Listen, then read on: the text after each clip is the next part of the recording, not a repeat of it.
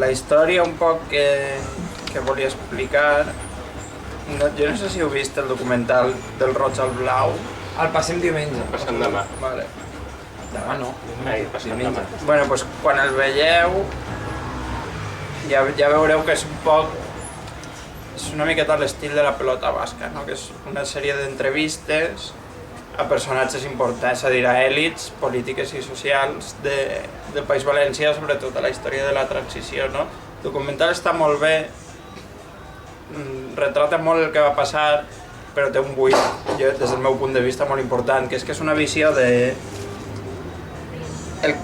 La història que explica el documental està molt centrada en el paper de les èlits, no? És a dir, tant les èlits de les esquerres com les èlits de les dretes, i una miqueta ells van donant la seva visió i analitza les estratègies que van jugar aquestes èlits durant tot el procés de la transició política i del que se coneix com la batalla de València, que és tot el conflicte al voltant dels símbols, no? Per a simplificar, entre el valencianisme catalanista, diguem, i l'anticatalanisme.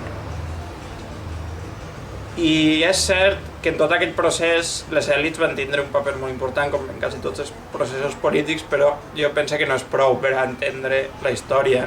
Analitzar les estratègies polítiques, diguéssim, les estratègies polítiques no se desenvolupen en el buit, se desenvolupen en un context social determinat i cal entendre també el que n'hi ha darrere, el context social que n'hi ha darrere d'aquestes estratègies, perquè les condicionen i de vegades les condicionen molt, de vegades fins i tot les determinen molt, sobretot les possibilitats en les que compten les èlits de diferents estratègies i tot això, no? Per això, una miqueta la xerradeta que volia fer és com un complement a la història que s'explica en el documental, no? Que tampoc és una crítica al documental, vull dir, és un enfocament molt habitual i el documental està molt ben fet i t'enteres de moltes coses, no? Però simplement pense que fa falta un complement per acabar d'entendre una miqueta la història, no? Aleshores, per tant, deixaré de banda tots els aspectes més de la història concreta, els successius personatges que van passant i tot això, perquè s'explica molt bé en el documental, i me centraré un poc en el context social en el qual tot això passa, no? Per això la xerrada tenia com a títol algo així com estructura social i conflicte identitari en el País Valencià, no? Fet aquesta introducció, de fet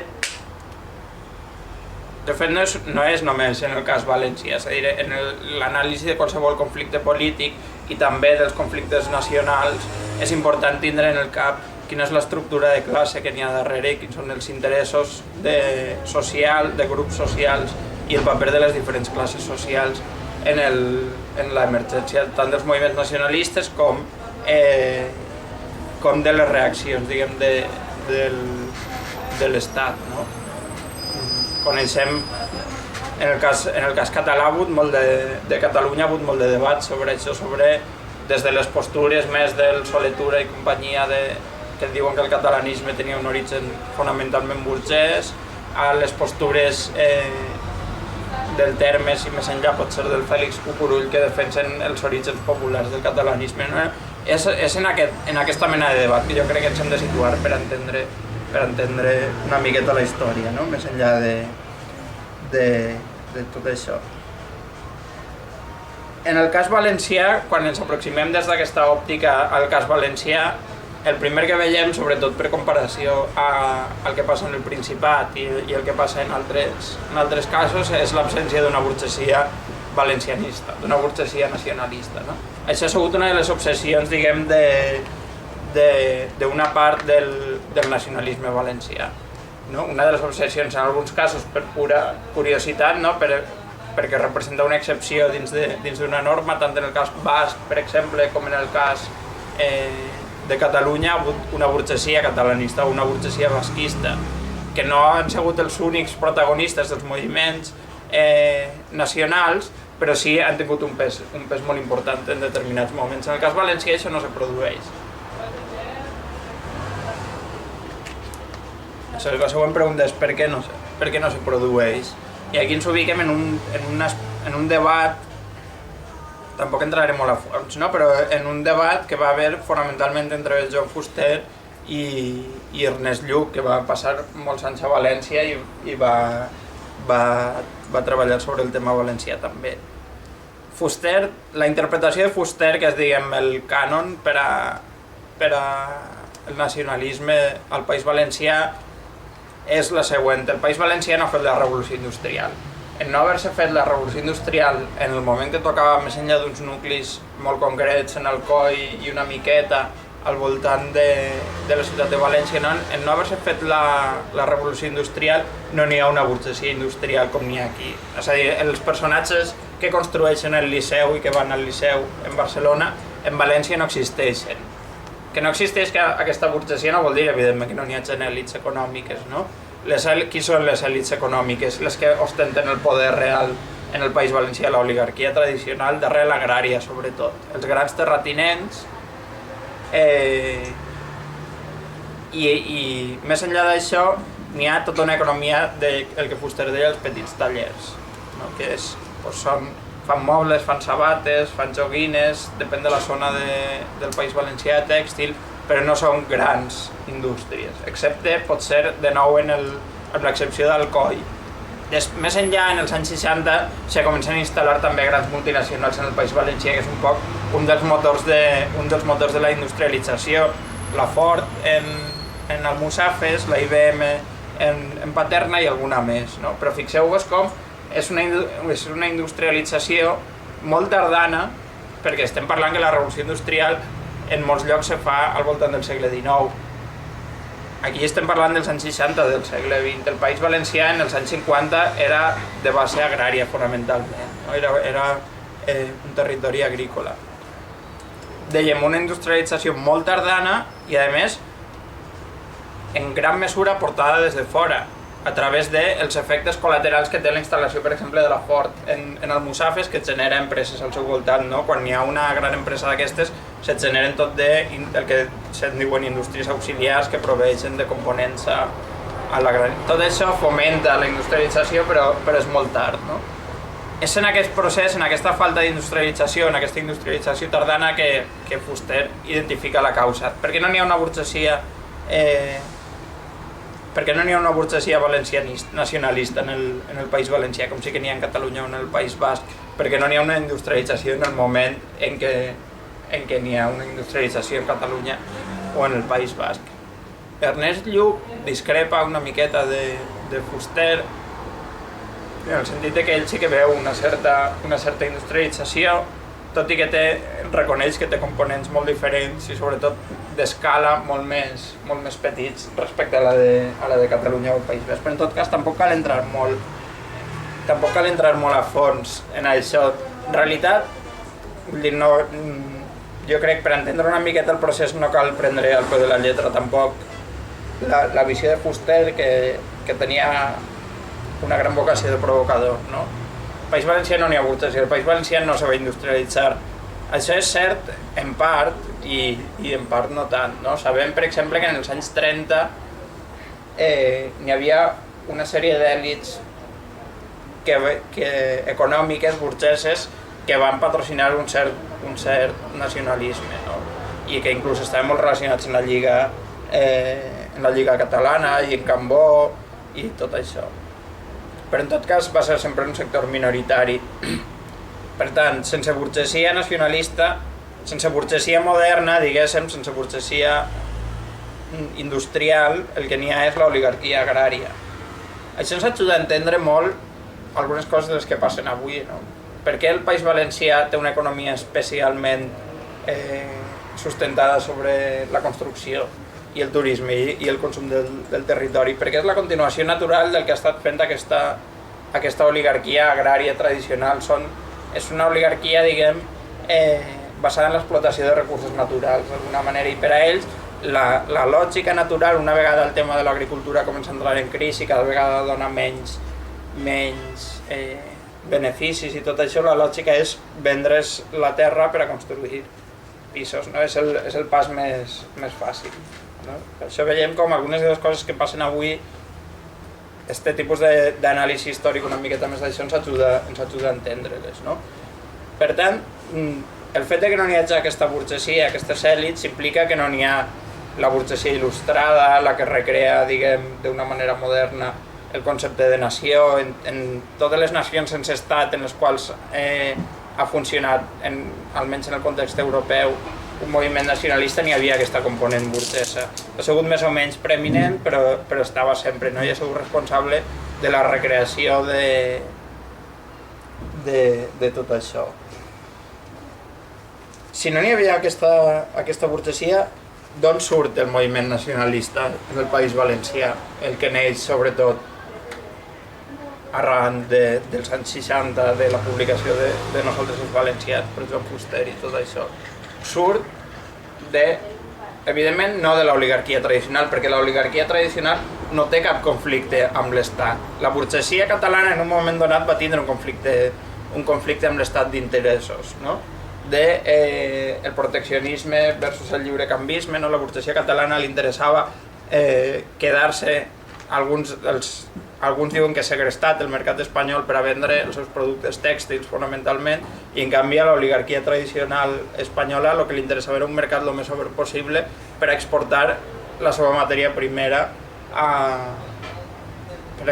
per exemple, la llana que produïa l'oligarquia castellana la volien exportar a Anglaterra perquè els pagaven més que els catalans. Si el mercat està tancat, s'havien forçats a vendre-li la llana a la burgesia tèxtil de Catalunya, de Sabadell i de Terrassa. D'este conflicte entre una burgesia, en aquest cas perifèrica, i les oligarquies tradicionals de l'Estat, se produeix, diguem, cal trobar els orígens del catalanisme burgès, que no són els únics.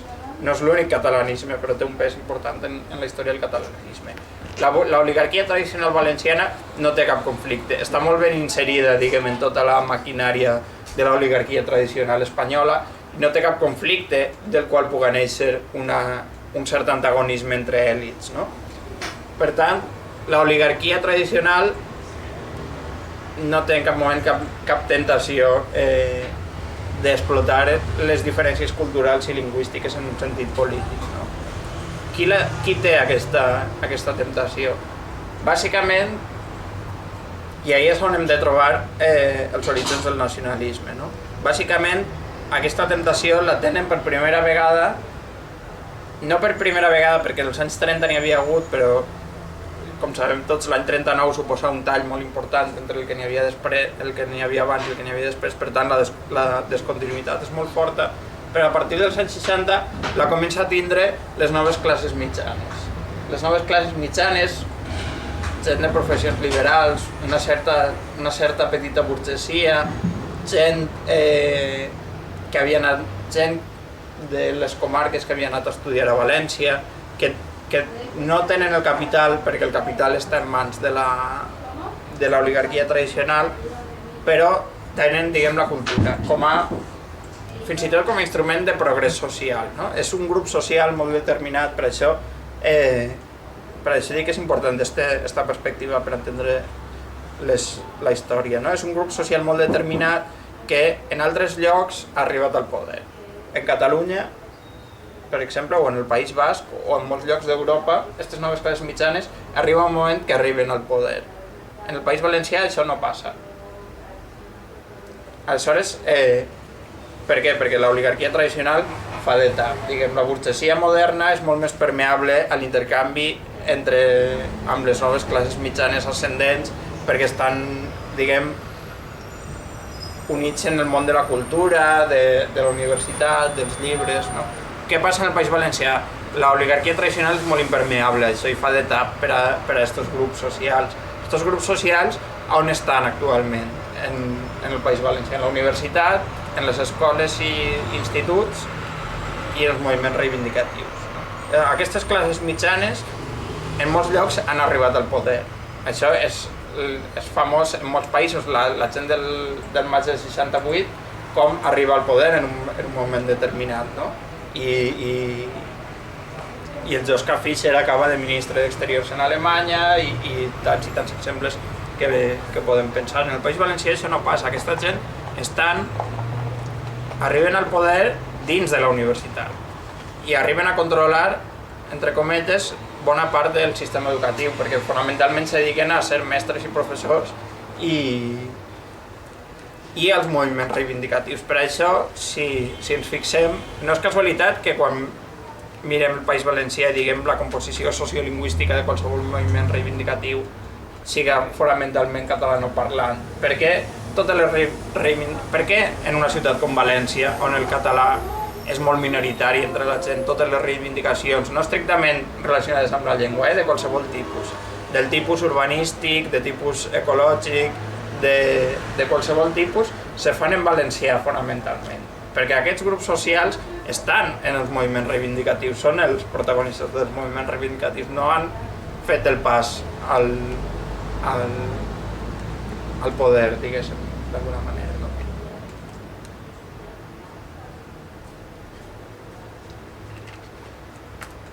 Una miqueta d'aquesta situació social, la lectura que fa Fuster la resumeix ell molt sintèticament en una frase, que és: el País Valencià serà d'esquerres o no serà.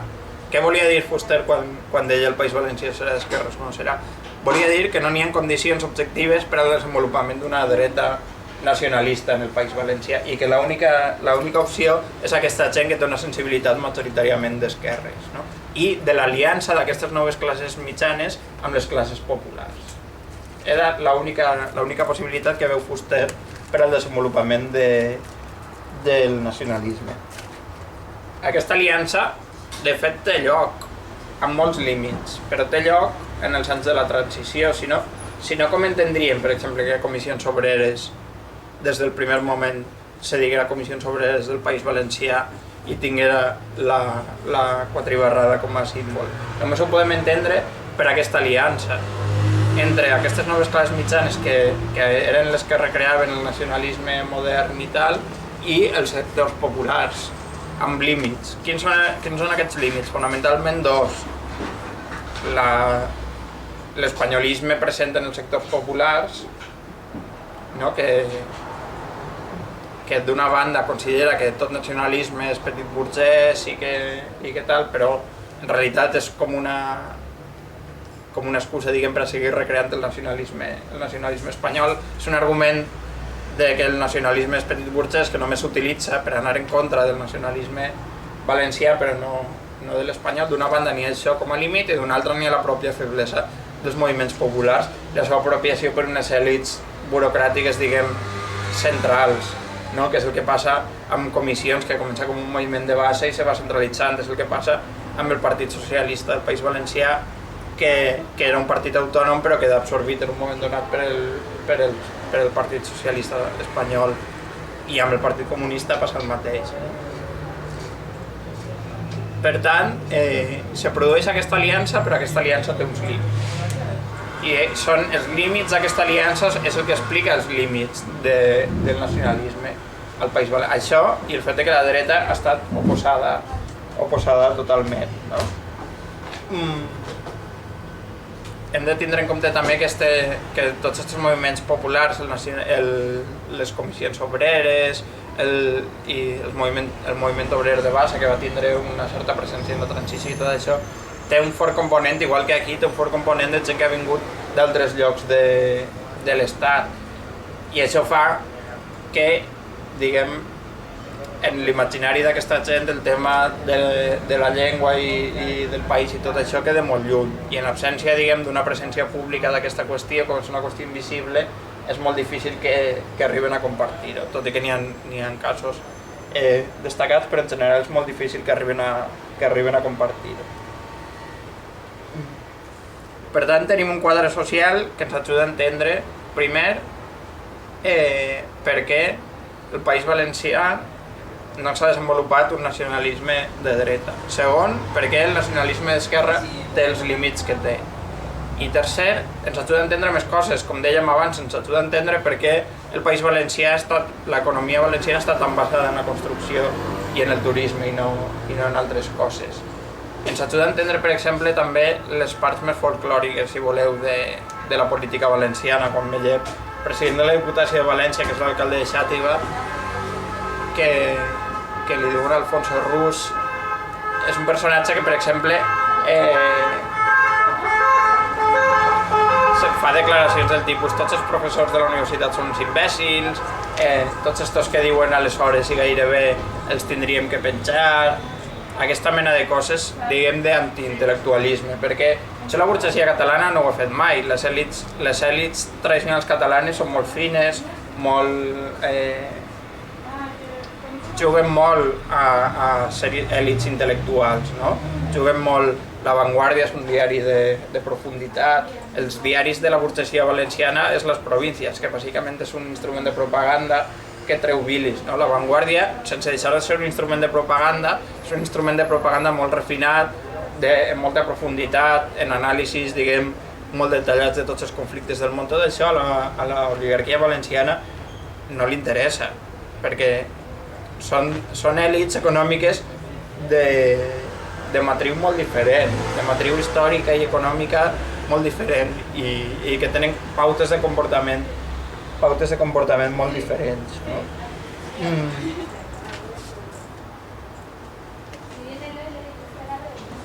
En tot aquest marc n'hi ha una peça fonamental de la que no hem parlat encara, que és el blaverisme, no? L'anticatalanisme. Com encaixa l'anticatalanisme violent i furibund en tot aquest marc?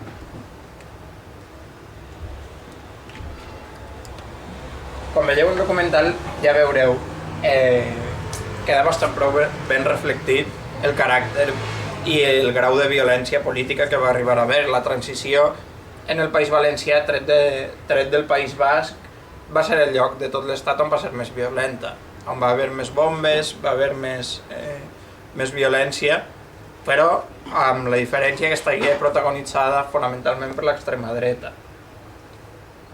Violència de tot tipus, violència física, violència simbòlica, violència verbal, totalment institucionalitzada, totalment protegida per els aparells de l'Estat. Sabem, per exemple, a Fuster li van posar 2 bombes i mai s'ha investigat allò seriosament. Mai s'ha trobat qui van ser els responsables d'aquelles bombes, encara que se sap. Però mai se'ls ha jutjat, mai... I això continua passant avui en dia. Continuen havent... El País Valencià continua havent un nivell relativament alt, sobretot en determinades èpoques, no? Perquè això té cicles així, però continua havent un nivell relativament alt de violència política, de signe feixista. I no està investigada seriosament, més aviat el contrari, més aviat n'hi ha una connivència forta dels aparells de l'Estat en aquests moviments.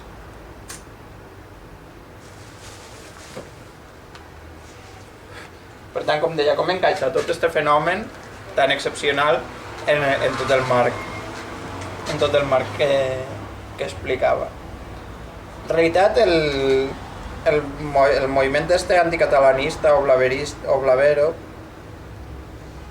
és un moviment d'agitació social molt induït per l'oligarquia tradicional, molt fomentat per l'oligarquia tradicional, i que aconsegueix una certa penetració social important en València ciutat, en l'Horta, que és la comarca que n'hi ha al voltant de València ciutat, i en part en la Ribera, i uns petits nuclis en la Costera i en la Safor, però molt més reduïts. Fonamentalment el seu pes en València, és un fenomen urbà de València ciutat. Això ja ens dona pistes per entendre quines són les bases socials de tot aquest moviment, la seva forta concentració en la ciutat de València. No és una casualitat, perquè això moltes vegades se tracta com no, mira, això del blaverisme és una cosa de València, però no ens parem a pensar que això ens indica moltes coses sobre quines són la seva naturalesa i les seues bases socials, el fet que no hagi penetrat fora de València. Què és aquest moviment? Hi ha un llibre molt bo sobre el tema, potser el millor, que és... Potser ara és difícil de trobar, és si no m'equivoco, de l'any 88, que se diu La pesta blava, de Vicent Bella, està editat per 3 i 4. Per a mi és el millor anàlisi que s'ha fet del moviment. Del moviment blavero. I ell Bello el que diu és que això respon fonamentalment al sentiment de crisi que té la petita burgesia conservadora amb el final del franquisme. hem d'entendre que per als sectors més reaccionaris de la societat el final del franquisme és el final de moltes coses, de moltes seguretats, no? Que a més coincideix en una crisi econòmica molt forta, la dels anys 70, que arrossega cap avall en l'escala social a sectors importants de la petita burgesia, no? I en este context de crisi econòmica forta, a aquesta gent se li cau tot un món de seguretats, no? Aquesta gent que és reaccionària, catòlica, tradicionalista, franquista, allò, fins a la mèdula se li cau tot el seu món de seguretats i necessiten respostes. I l'anticatalanisme els ofereix una resposta a aquesta crisi de valors, però molt vinculada a una crisi econòmica. I quan diem, i d'alguna manera l'oligarquia tradicional utilitza aquests sectors de la petita burgesia urbana, que són botiguers, que són comerciants, que són representants de botons o de pincells, són petits fabricants que tenen petits tallers, és aquesta mena de gent, no? Que alguns pateixen molt fortament la crisi dels anys 70.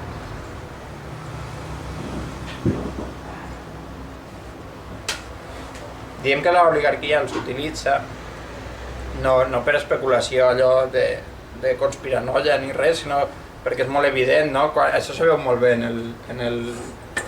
el vídeo del Roig al Blau, com són les èlits de sempre, els alcaldes de la València franquista, que apareixen en el vídeo, almenys un parell d'ells, els grans empresaris, diguem, les èlits valencianes que estaven a Madrid, com Abril Martorell, Broseta, Emilio Attard, tota aquesta gent utilitza aquests sectors més populars, no? de petita burgesia popular i així, per a donar ales al moviment Blavero. Si us fixeu, el retrat que estic fent ara del moviment anticatalanista en València no és més que el retrat clàssic dels moviments feixistes europeus. Són moviments instigats per la gran oligarquia que tenen com a base social fonamental la petita burgesia urbana. El moviment nazi i el moviment feixista italià tenen el mateix patró, exactament el mateix patró de desenvolupament que el blaverisme en el País Valencià. Per tant, i això ho diu Vicent Bello i ho explica molt bé en este llibre de la pesta blava, l'anticatalanisme cal entendre'l com la versió autòctona del feixisme. No és ni més ni menys que un feixisme a la valenciana, diguem, un feixisme autòcton. Després de la mort de Franco i de la transició i tot això, el feixisme a la clàssica, diguéssim, de Blas Piñar i Fuerza Nueva i tot això queda relativament marginalitzat dins de l'escena política. En canvi, en València troba un element de reconversió per a situar-se. Per què l'oligarquia té interès en això? Per a frenar a l'esquerra. Sabem que en aquell moment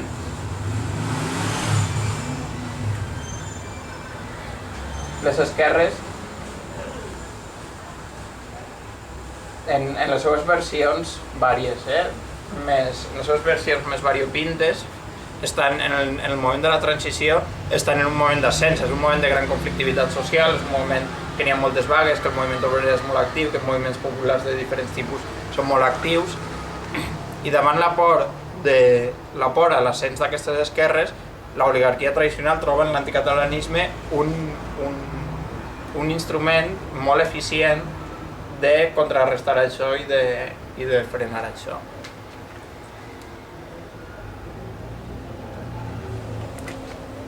Podem pensar que en Catalunya la burgesia tradicional va trobar el catalanisme de Barretina i de Montserrat un instrument també per a frenar l'ascens, diguem, dels moviments populars i de les esquerres, no? O almenys per a limitar la seva penetració social, no? Diguéssim.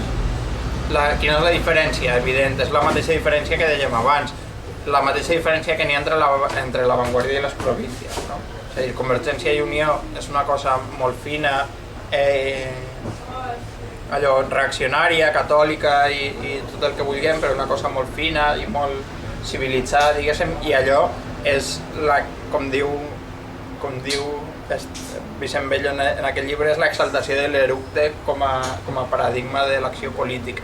És a dir, és una cosa, és un moviment que en això també respon molt a les pautes del feixisme tradicional, és un moviment antiintel·lectual i racionalista que defensa, diguem, la irracionalitat utilitza la irracionalitat com a instrument polític de primer ordre. És antiintel·lectual i explota molt l'antiintel·lectualisme precisament perquè els sectors socials, diguem, més identificats amb el nacionalisme, on s'han fet forts és en la universitat. I d'alguna manera s'ha de contrarrestar el possible efecte, diguem, difusor que pugui tindre el món de l'art, de la cultura i de la universitat sobre la resta de la societat. Com? Deslegitimant-ho. Quin és l'instrument? L'instrument és l'antiintel·lectualisme, això ja ho utilitzava Mussolini en els anys 20 en Itàlia, no és cap invent però del feixisme valencià, però s'ha aplicat amb una gran destressa. D'alguna manera, el que n'hi ha interpretacions que diuen que el que n'hi ha en el fons és la voluntat de l'oligarquia tradicional d'evitar la modernització de les estructures productives del País Valencià, en el sentit europeu, diguéssim, la substitució de les èlits econòmiques tradicionals d'origen agrari per unes noves èlits més vinculades a l'economia del coneixement, d'altres formes de desenvolupament econòmic que van aparellades amb un altre tipus d'èlits. I això de nou explicaria per què en el País Valencià la construcció continua tenint tant de pes com a font de poder econòmic. No és casualitat que el president del Barça siga un advocat allò d'estos en el fons un professional liberal de molts diners i de gran èxit i tal, i el president del València, fins a fa poc, perquè ara allò és un caos, però el president del València Club de Futbol fos un constructor. Diguem, aquesta mena de diferències que, si voleu, no deixen de ser anècdotes, però són molt reveladores de les pautes socials diferents que n'hi ha, no? I de com això ens explica moltes coses. Per tant, tenim tots els elements que configuren un moviment feixista en l'anticatalanisme en el País Valencià. Tenim un moviment instigat per l'oligarquia, un moviment protagonitzat per petita burgesia decadent, diguem, que està immersa en una crisi econòmica i de valors. Tenim l'irracionalisme i l'antiintel·lectualisme com a principals instruments d'acció política. Tenim formes d'acció política molt semblants a les del feixisme, amb esquadres al carrer, violència política de caràcter feixista molt marcada i molt aguda en alguns moments. És un moviment que és molt funcional als interessos de l'oligarquia, com va ser el feixisme i el nazisme en les seues primeres etapes. Tenim un moviment que, a més, fa una utilització dels símbols regionals, diguem, tradicionals, del localisme i del folclorisme, que evita una derivada. Això pot ser ja una interpretació més lliure, no? Però una de les derivades dels moviments del maig del 68 és l'emergència, per exemple, de l'ecologisme, no? I una certa revalorització. El marxisme tradicional i el moviment obrer tradicional eren molt partidaris del progrés, de l'universalisme, de tot això, no? El proletariat no té pàtria, l'única pàtria és la classe i tot això, no? Una de les derivades del maig del 68 és que en els moviments populars se recupera una certa vinculació amb la terra, diguéssim, no? A través de l'ecologisme i d'altres històries se recupera una certa vinculació amb l'entorn, amb la terra i també amb la identitat cultural, i això pot conduir a una crítica del capitalisme, a una crítica de la forma de vida del capitalisme que tendeix cap a l'homogeneïtzació, no? Això no passava en el moviment obrer pre-68, però sí que passa en els moviments post-68, no? I una de les bases de la crítica post-68 al capitalisme i a les formes de vida capitalistes ve precisament d'aquesta vinculació amb la terra. amb el paisatge, amb el medi ambient, però també amb les formes de cultura específiques, no? Amb la diversitat cultural, en definitiva. No? Front a això, tu li oposes el que fa l'anticatalanisme, que és una visió, diguem, totalment estereotipada i xovinista del localisme portat a l'extrem. És el que els valencians diem l'exaltació de la barraca i de la paella com a elements d'identitat molt forts, però que d'alguna manera bloquegen el redescobriment de la pròpia identitat en termes positius i potencialment crítics, que és el que passa en altres llocs. No? En el moment en què tot el repertori identitari tradicional dels valencians és recodificat en termes reaccionaris o ultraconservadors, se bloqueja la possibilitat de que els valencians, a través del redescobriment dels elements de la seva cultura i del seu territori, deriven en moviments, diguem, crítics.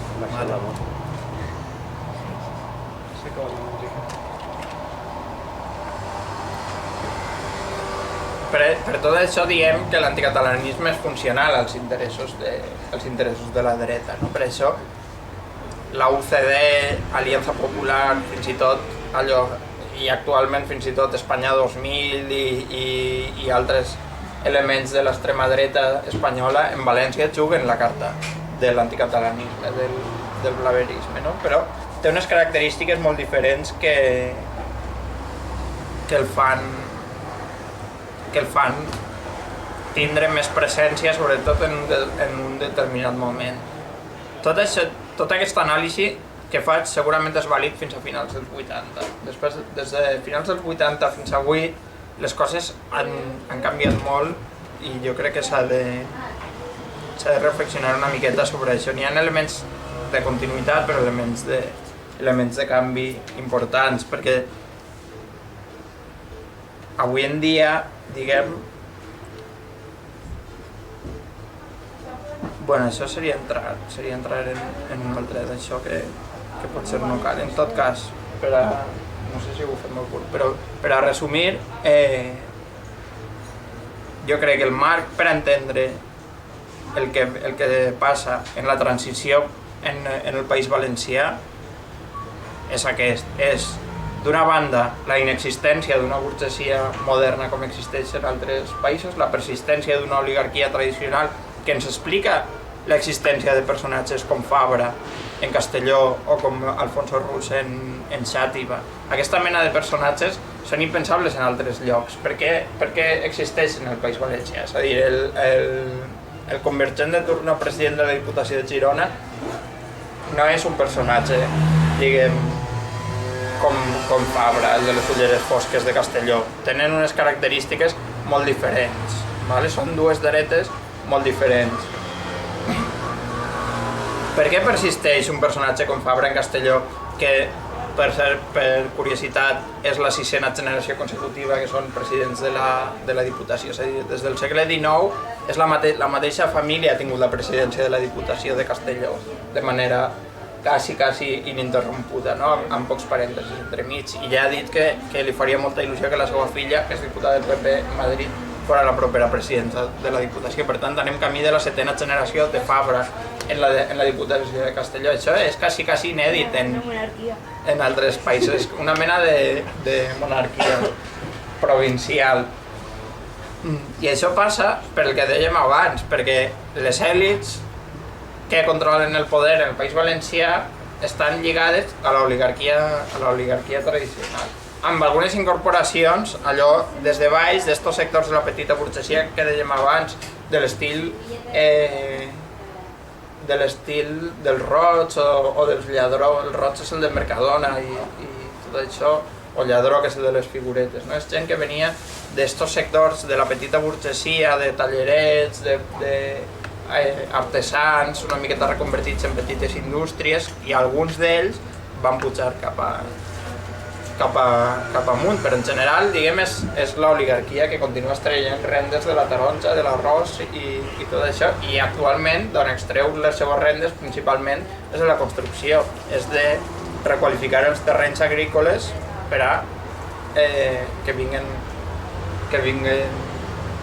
francesos i suecs i alemanys a viure, a passar l'hivern allà, jubilats de tota Europa a passar l'hivern allà, o turistes madrilenys a l'estiu.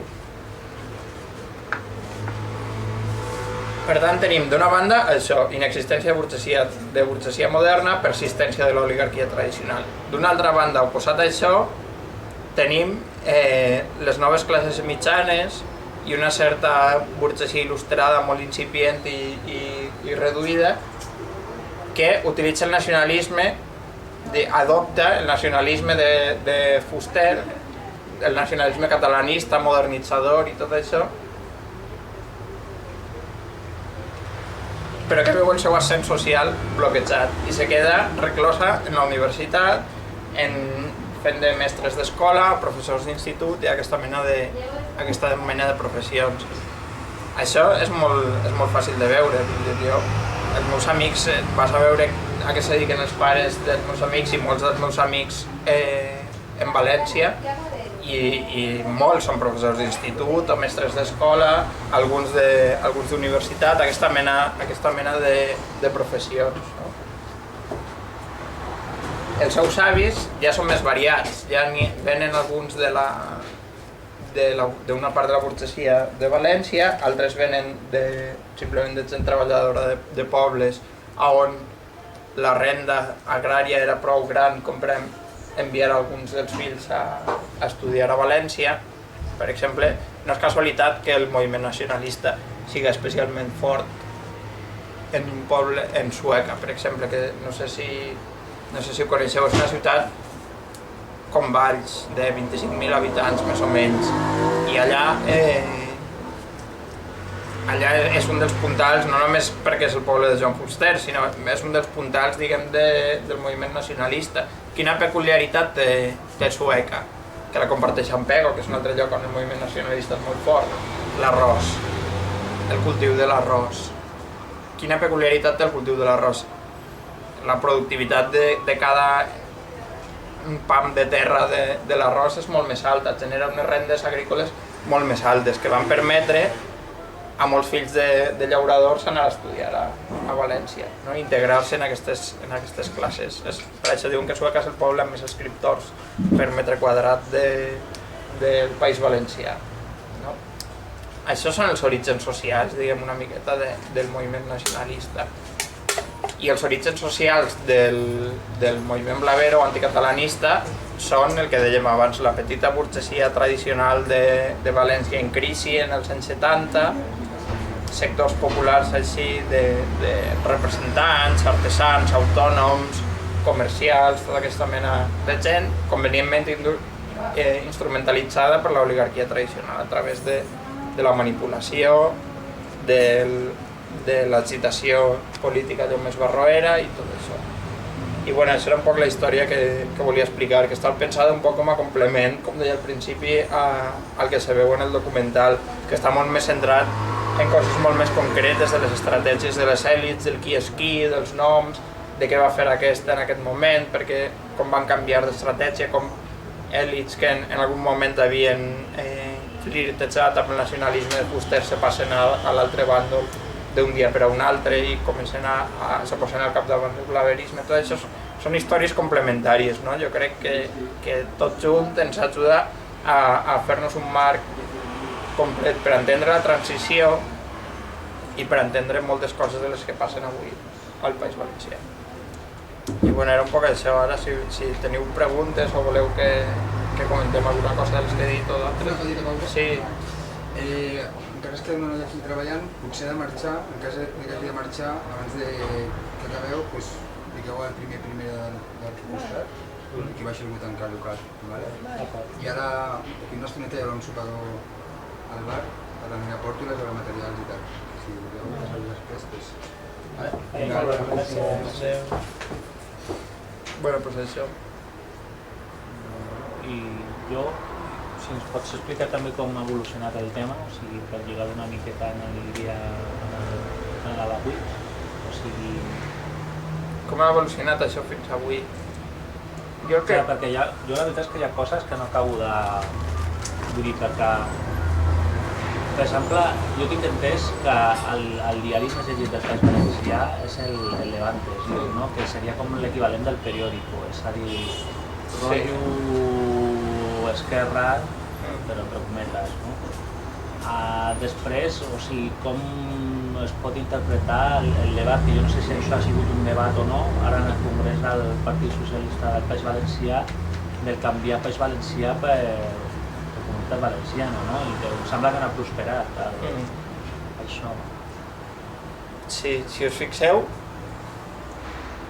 això últim que deies ara del debat en el Partit Socialista, perquè és molt estrany, en realitat, que el Partit Socialista se diga Partit Socialista del País Valencià. El Partit Socialista, fonamentalment, en el País Valencià, com en tot arreu, és una màquina burocràtica d'accés al poder. I, en canvi, allà reté, dir-se País Valencià és com un element ideològic molt fort, que el Partit Socialista sabem tots que ha anat perdent ideologia a marxes forçades i actualment d'ideologia en té poca, té més d'interessos, de mecanisme, agència de col·locació, d'aparell burocràtic, de gestió de l'esfera pública i tot això, però d'ideologia en té poca. En canvi, allò és un element ideològic fort. I en un moment donat, a l'elit del partit li resulta incòmode. Fan una certa lectura de que això és un dels elements que els limiten l'accés al poder, retindre en el seu nom. Després, en la pràctica quotidiana no entenen res del que hi ha darrere d'això, però en el nom ho mantenen, no? I ells interpreten que mantindre això en el seu nom és un dels elements que els limita l'accés al poder. Des del meu punt de vista, no és això, són moltes altres coses, no? Però des del meu punt de vista, ells interpreten això i volen canviar-ho. I què se produeix? Se produeix una revolta de les bases d'algunes comarques, sobretot, on aquesta vinculació dels anys 70 entre els nacionalistes i els moviments populars i així s'ha mantingut més viva i en les seccions locals del partit continua donant-se aquest perfil, no? I s'ha mesclat. Si fora per els socialistes de València ciutat i així, això s'hauria canviat. Respon fonamentalment a una sèrie de comarques on el nacionalisme és molt més fort. I això és, diguem, la història. Les elits burocràtiques, que són les que dominen el partit, que l'únic que volen és arribar al poder per a gestionar, per a tocar poder i tal, i tindre càrrecs a repartir, i això ho veuen com una incomoditat, com una remora del passat. De fet, l'Arte, que és el secretari general, ho deia l'altre dia obertament, que això del País Valencià és una cosa del passat, del nostre partit. I el jovent com puja? Si estan les mestres... O sigui, he sentit a parlar de, les vagues que van fotre per fotre la ciutadania en anglès, que els hi van obligar i així. El jovent com puja després? Clar, hem de tindre en compte que Que és un caos, no? l'escola té un paper molt important. És a dir, el fet de que tota aquesta gent que dèiem abans s'ha fet forta en el sistema educatiu, per a començar ha salvat la llengua d'alguna manera, no? És a dir, de la desaparició total, no? Potser està en coma però no s'ha mort, no? Per tant, l'escola té un paper molt important, però té també una influència, sabem que és molt limitada, la influència de l'escola davant de l'allau, diguem, d'altres elements de socialització, com són els mitjans de comunicació i tot això, no? que estan en mans de qui està. Per tant, l'escola i la universitat tenen un paper molt important, però limitat. Si surts de les aules i la resta està dominada, diguem, per la dreta, doncs...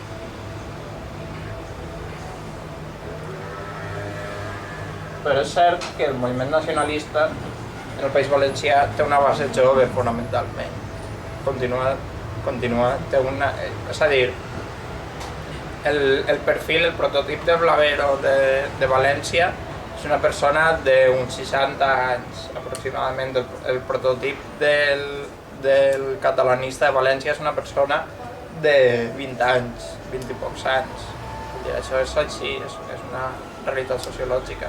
Quines conseqüències tindrà això a la llarga és difícil de saber.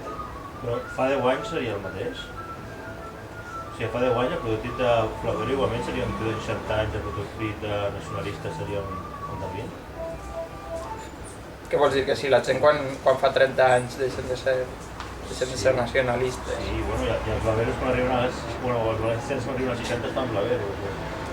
I els valencians quan arriben als 60 fan blaveros? No crec. Jo crec el blaverisme... Que sigui equivalent, que no sigui una cosa que dius no, els blaveros es van fent grans i es van morir per d'alguna forma, en canvi això el nacionalisme per d'alguna forma està a l'alça, però clar, si fa 10 anys era el mateix, l'estereotip d'un i altre funcionem igual.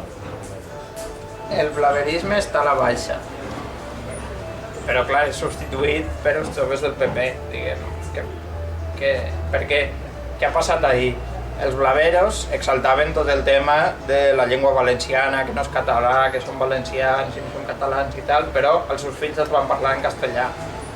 Els seus fills, que ja s'han educat en castellà, tot això no els motiva gaire. Ja ha deixat de ser el blaverisme.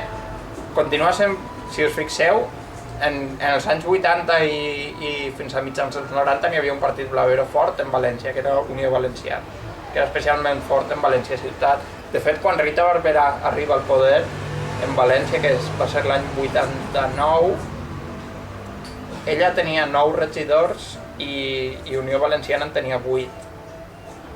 Avui en dia ella en té 21 i Unió Valenciana no existeix. És a dir, el PP ha absorbit tot el blaverisme. L'ha absorbit per el reemplaçament generacional que parlàvem. Els blaveros van parlar dels seus fills en castellà. La conclusió és que aquest sector social ja no necessita d'esta exaltació. Són espanyols, simplement, com podien viure en Aranjuez, viuen en València i ja està. No n'hi ha grans diferències. I el PP el que fa, que és hàbil en això, és, sense ser un partit blavero, allò com a marca d'identitat, explota el blaverisme de tant en tant, quan li convé, com a instrument d'agitació, i per això arriba un dia i tanquen TV3. No? Perquè això excita una part de la seva base social, molt reduït, molt focalitzada, decadent. A la majoria de gent, a la majoria de votants del PP, no els molesta TV3, els és igual, perquè pensen que això és molt minoritari i tal, no? Però n'hi ha un sector que sí encara, que l'ha absorbit el PP i de quan en quan l'excita, amb declaracions o amb històries així. Si us fixeu, Zaplana era molt més pragmàtic que Camps, no? N'hi ha el Ferran Torrent, que és un tio molt ocurrent. En algun diari li van preguntar una vegada, quan el PP de València estaven en lluites intestines entre els de Zaplana i els de Camps i tot això, però li van preguntar a un periodista, però quina és la diferència entre els de Zaplana i els de Camps? I ell va contestar molt bé, va dir, els de Zaplana, la diferència és que els de Camps són més d'anar a missa i els de Zaplana són més d'anar de putes. Què volia dir amb això? Ell el que volia dir és que Camps representa a una dreta més ideològica, més ultracatòlica, més conservadora, més tradicionalista. Zaplana era molt més pragmàtic en aquest sentit. Què va fer Zaplana quan va estar en el poder? A Zaplana tot aquest tema el molestava molt. I va fer un pacte amb Pujol, era molt pragmàtic. Ell diu, aquí n'hi ha un sector que és catalanista, vaig a pactar en el president d'ells, que és una cosa al·lucinant, perquè ningú en el País Valencià reconeixia Pujol com el seu president, però bueno, és la seva interpretació. Fa un pacte amb Pujol i creen l'Acadèmia Valenciana de la Llengua, que és un instrument, no? Una de les batalles fortes era sobre la llengua, si era català, si no era català, si l'autoritat lingüística havia de ser de l'Institut d'Estudis Catalans o no, o de la universitat, tot això, no? Saplana crea l'Acadèmia Valenciana de la Llengua, en la qual s'asseu per una part gent de la universitat i per una altra part gent del blaverisme, líders destacats del blaverisme que els compra a cop de talonari, tant a uns com a altres.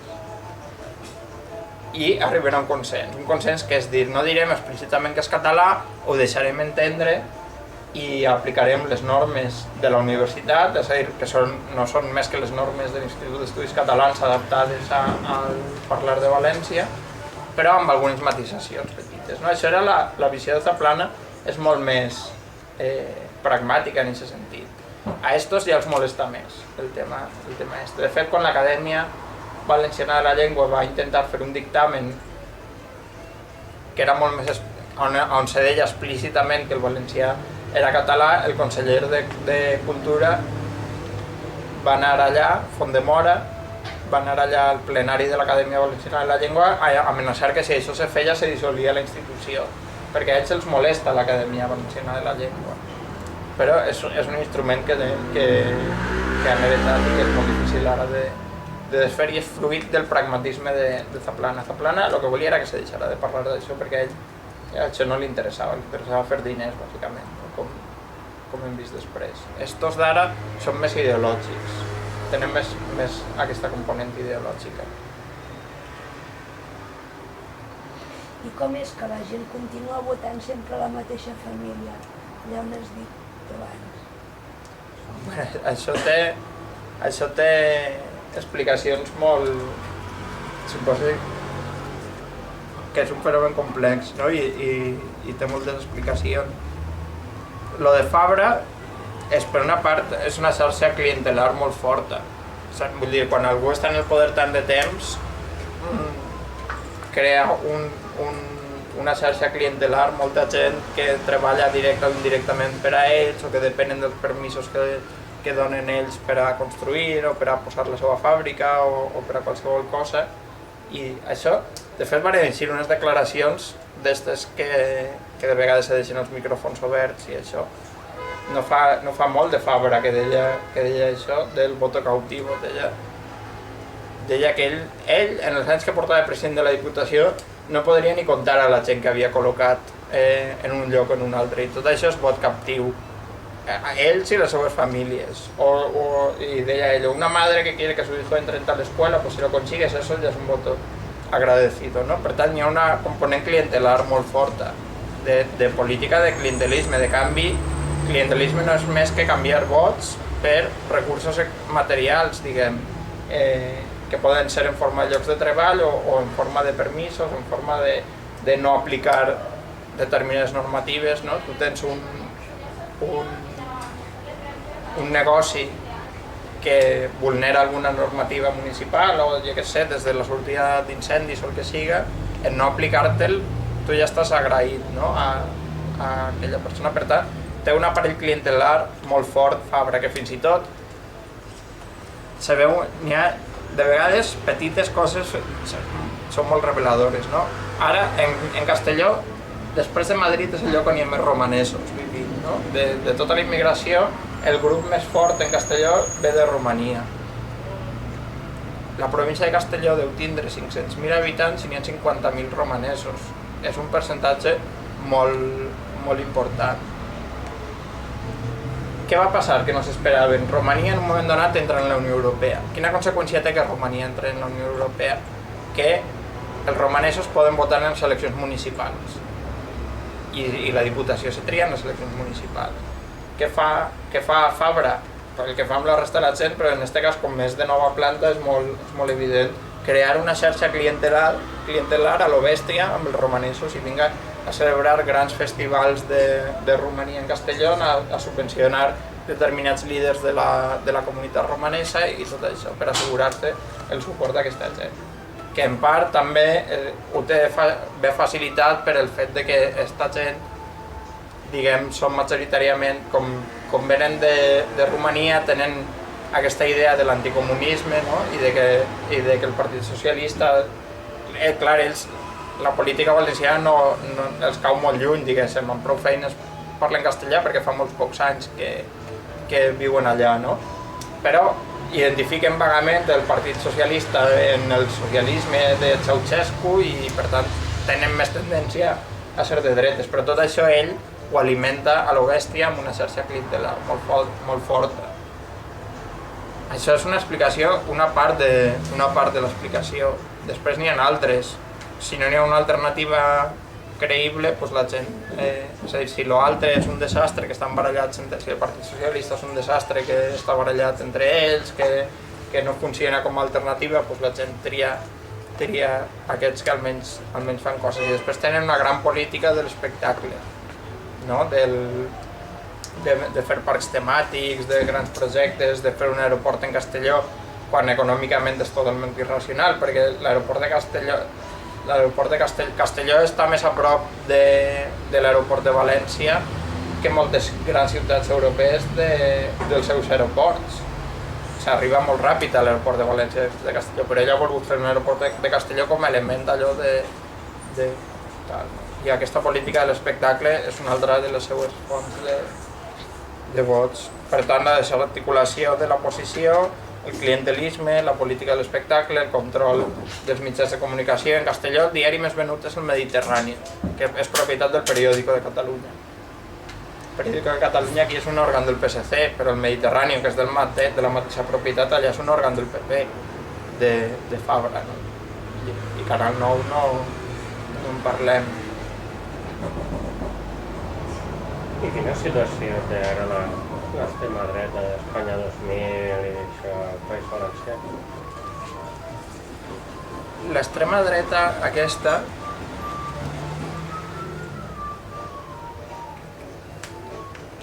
en el País Valencià és més forta que en altres llocs. Potser amb l'excepció de Madrid, però és més forta que en altres llocs. D'alguna manera ha tingut més visibilitat perquè ha actuat moltes vegades sota l'empara del blaverisme i amb unes aliances allò bastant visibles en alguns moments, en altres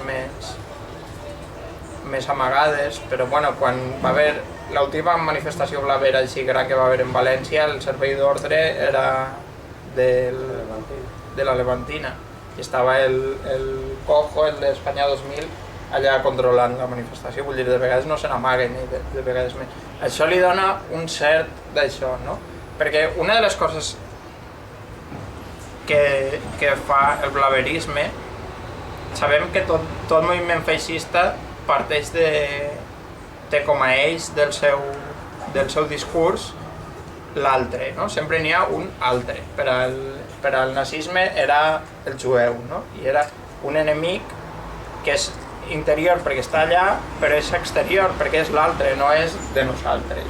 Allà se construeix aquest altre amb els catalanistes. Els catalanistes són uns que són una mena d'agents de l'imperialisme català, que són uns traïdors a València, que estan dins, però que d'alguna manera els estrangeritzen, no? Els converteixen en un estranger contra el qual tot val. Per això està més ben vist agredir a un catalanista, diguéssim. No?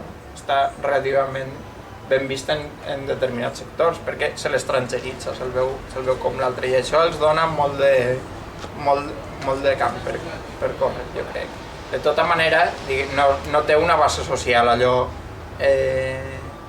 contundent, són grupuscles aquesta extrema dreta, no? Però tenen condicions d'impunitat, jo crec, sobretot, que no tenen en altres llocs. I aquesta és la diferència per a mi, principal. Vull dir, lo de la impunitat és... No ho diem per dir, vull dir, hi ha moltíssimes agressions, han hagut en els últims 2 o 3 anys, han hagut moltíssimes agressions que han acabat en res, que no s'ha detingut pràcticament a ningú i quan se'ls ha detingut han sortit bastant ben parats sempre. L'última així més sonada, que sí que se'ns va acabar detenint perquè era molt difícil de tapar, va ser en el Correllengua, en Gandia, que va anar un grupuscle d'estos, que n'hi havia mesclats elements d'Espanya 2000 amb blaveros i així, i van començar a insultar i a tirar pedres a la cercavila del Correllengua, que és la típica cercavila amb gegants, dolçainers, gent de les escoles, tal, i van començar a tirar pedres i van ferir a una regidora d'un poble, de l'alqueria de la Comtessa, d'un poble menut d'allà, clar, això salta a la premsa, és un cas que té més repercussió, no? Però en general actuen en la impunitat absoluta.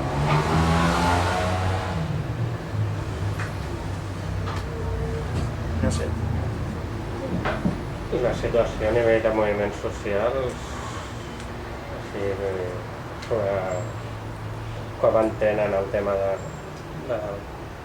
defensa de la llengua, la cultura, aquestes coses.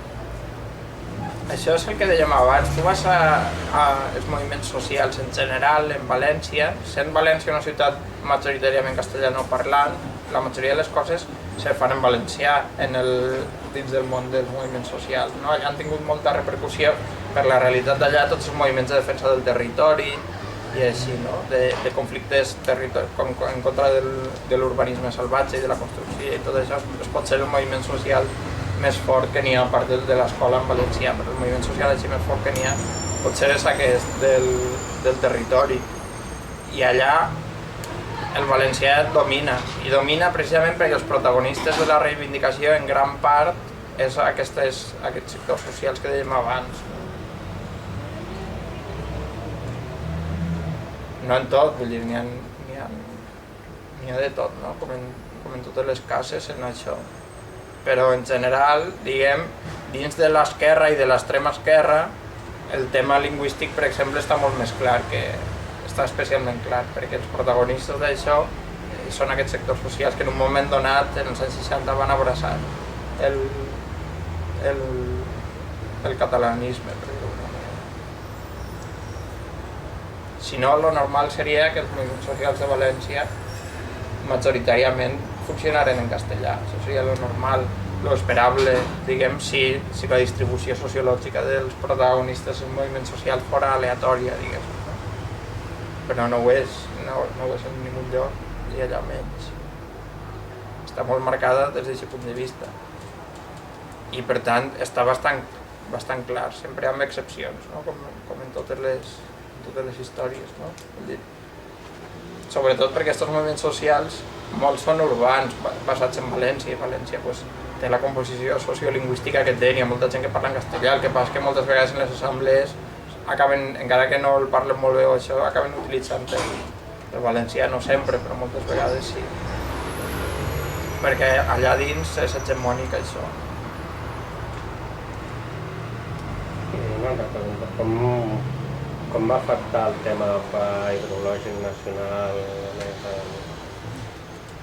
Això va ser una espècie de substitut modern Vull dir, això tenia tots els ingredients per a l'explotació igual que l'anticatalanisme.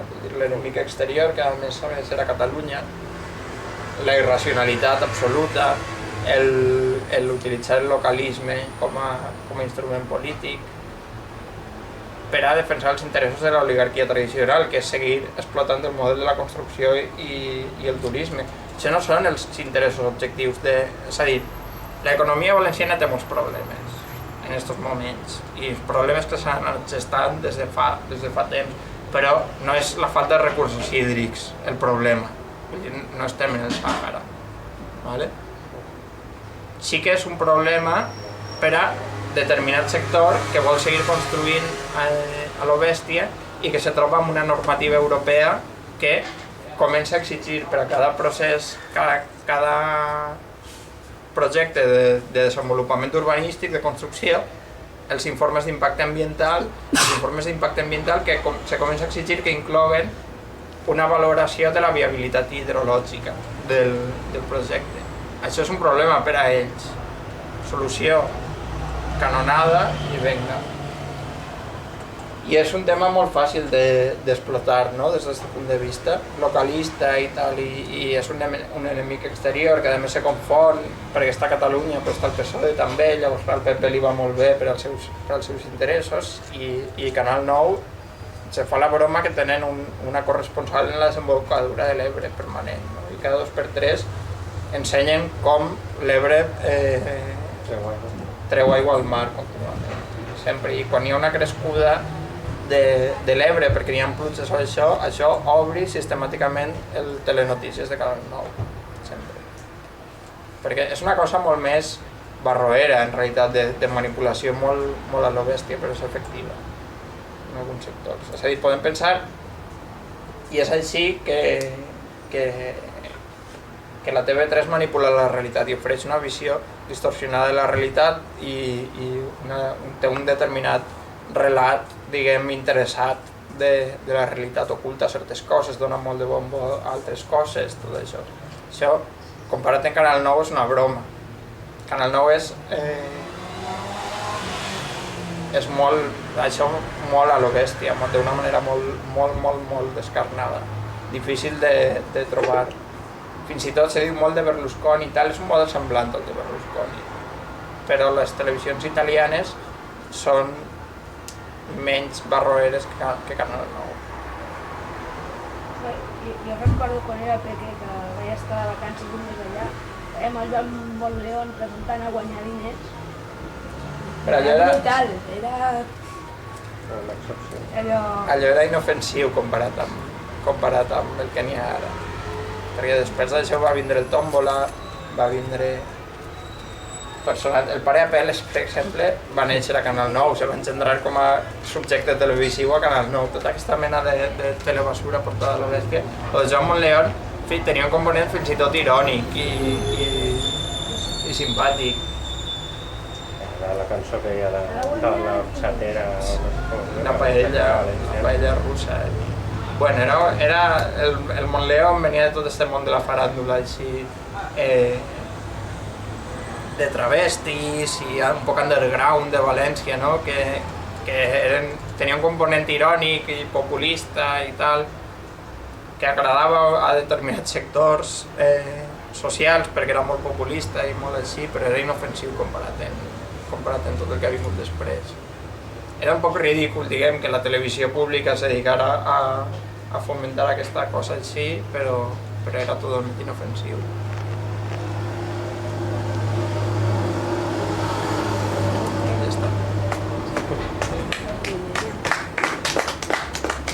Com és que ho saps tot això?